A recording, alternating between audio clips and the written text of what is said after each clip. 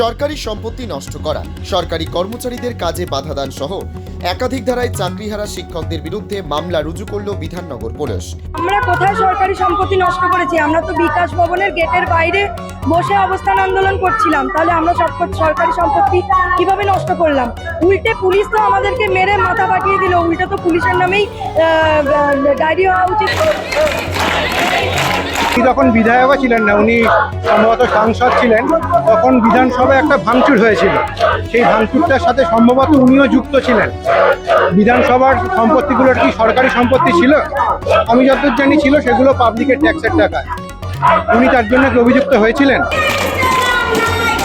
গতকাল থেকে যোগ্য শিক্ষকদের ধারাবাহিক আন্দোলন এবং সেই আন্দোলনের জেরে বিকাশ ভবন কার্যত রণক্ষেত্র হয়ে ওঠে এবং সেই জায়গা থেকে বিকাশ ভবনে রাত যত বাড়লো তখনই দেখা গেল যে পুলিশের বিরুদ্ধে সরাসরি অভিযোগ আনলো তাদের বিরুদ্ধে, যে বিকাশ ভবন থেকে টেনে হিঁচড়ে তাদেরকে বের করে দেওয়া হয় এবং সেই সময় ধস্তাধস্তি হয় এবং লাগাতার সারা দিনব্যাপী যে আন্দোলন হয়েছে তাতে সরকারি সম্পত্তি নষ্ট হয় বলে অভিযোগ করা হয় এবং সেই অভিযোগের ভিত্তিতে যোগ্য শিক্ষকদের বিরুদ্ধে বিধাননগর পুলিশ কমিশনারেটে মামলা রুজু করা হয়েছে এবং একাধিক ধারায় সে মামলা রুজু করায় রীতিমতো ক্ষোভে ফেটে পড়ছেন যোগ্য শিক্ষকরা এবং তারা বলছে যে সরাসরিভাবে পুলিশ তাদেরকে আহত করেছে এবং তাদেরকে নিগ্রহ করেছে, তারা কোনো সম্পত্তি নষ্ট করেনি বলে সরাসরি তারা কিন্তু জানিয়ে দেয়।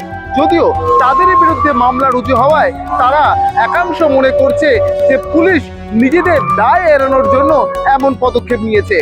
আমরা রুজু করলে আমরা জানি না, আমরা নির্দোষ।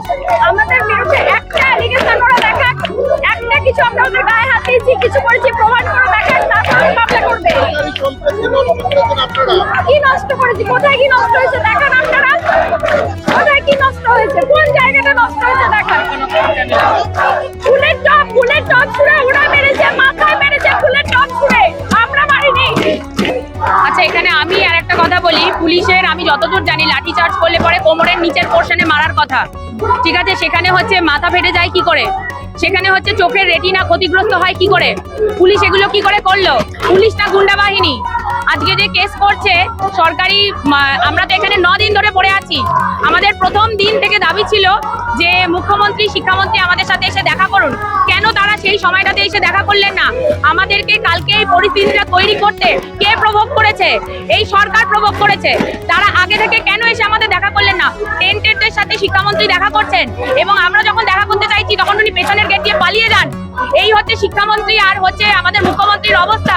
কালকে এত বড় ঘটনা ঘটেছে, একটা কোনো বিবৃতি দিয়েছে কেউ দেয়নি। কিসের জন্য?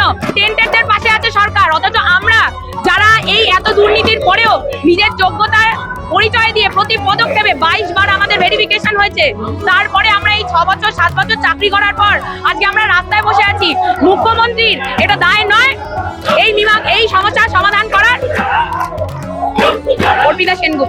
গতকাল বৃহস্পতিবার আন্দোলনকারী চাকরিহারা শিক্ষকরা রীতিমতো বিকাশ ভবনের গেট ভেঙে বিকাশ ভবনের মধ্যে প্রবেশ করে।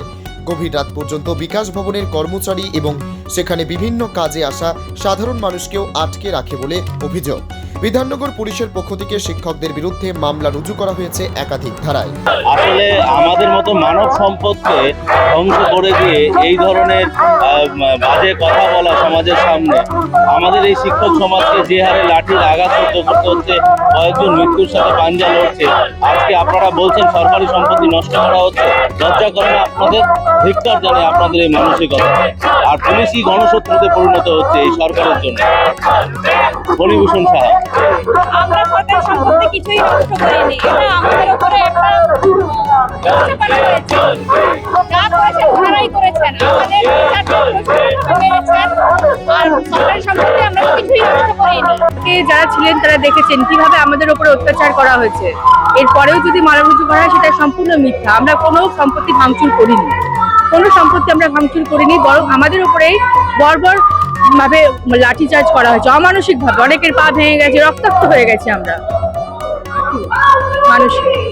একদম মিথ্যে কথা।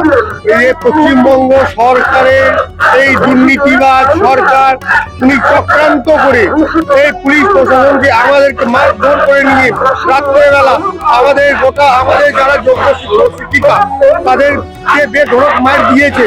অনেকেই এখন হসপিটালাইজ হয়ে আছেন, তারা যা আমাদের ব্যাপারটা দিয়ে বলছেন তারা সরাসরি মিথ্যে বলছেন। আমরা কিছুই ভাঙচুর করিনি, সরকারি সম্পত্তি নষ্ট করিনি, ওনারা মিথ্যে অভিযোগ আমাদের উপরে করছেন। Bureau report, জজবাত 24 Bangla.